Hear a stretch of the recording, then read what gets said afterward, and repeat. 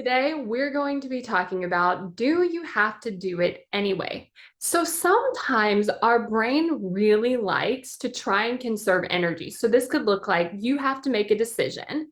And instead of making the decision, what our brain does is it's like, let's just spin around in this decision. So let's just go back and forth. Let's come up with different options. Let's really just spin and try to make this decision.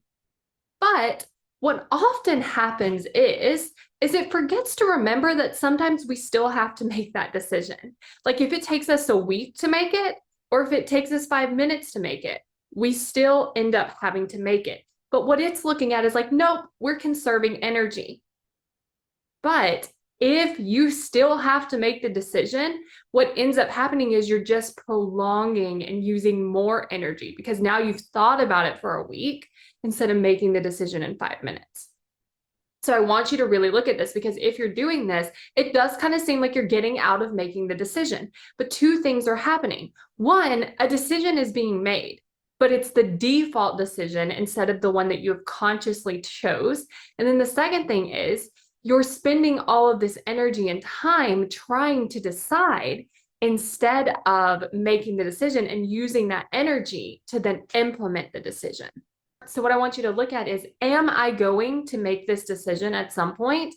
And if it's yes, giving yourself that gift to make it now instead of prolonging it and then having to make it. Because like I said, what you get to do is you get to use that energy that you take between like trying to decide. You get to take that energy into implementing the decision that you've made.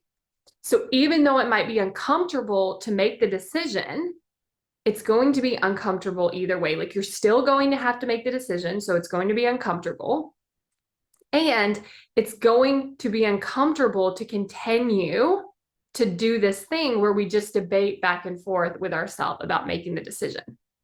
If you want to take more action toward your goals, then go to createcommitment.com so that you can sign up for the waitlist for my course, How to Create Commitment.